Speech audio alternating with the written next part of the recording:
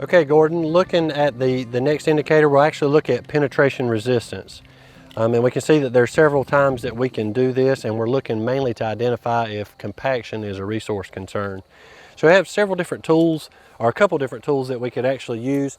And you know, compaction increases when the soil is actually get drier. And we can see that we have pretty decent moisture here. We're not at field capacity, but we do still have substantial moisture in this soil profile within the field. So two different methods that we can use to identify penetration resistance is a penetrometer, which is just a T-handle with, it actually has a pressure gauge. You have the choice of using multiple tips, and this is a loamy sand Orangeburg, so we can see that we would actually use this, and it's no-till.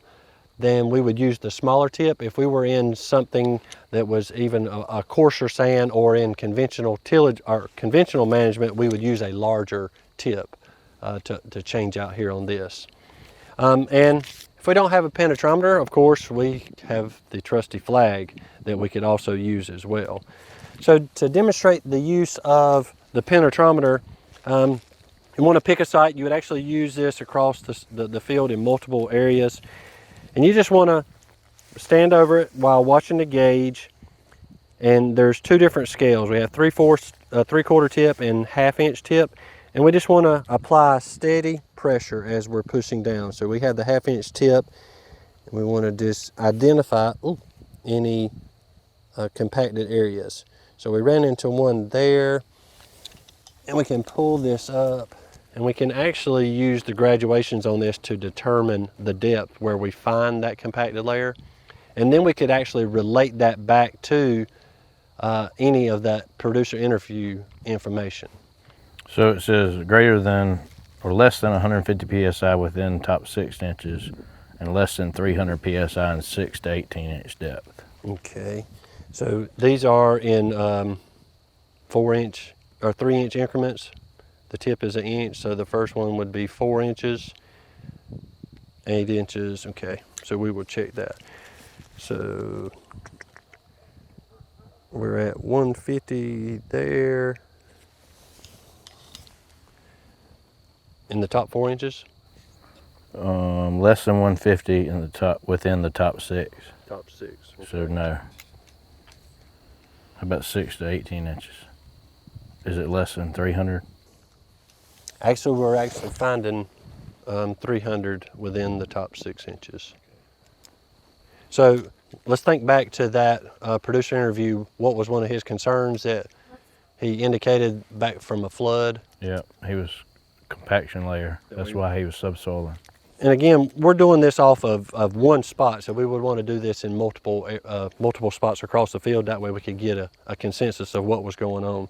It could be that we're just finding this in a tire track, right, or something happened here with a piece of equipment. So we can just apply. The big thing is to not exceed what the gauge shows, but we could even push that on through, and we can actually find where that compacted layer is relieved as well. And we're able to push that all the way up to the handles. Check that radish. Check the, gotcha. So there we find, so there's definitely a compacted layer there at about 6 to 8 inches.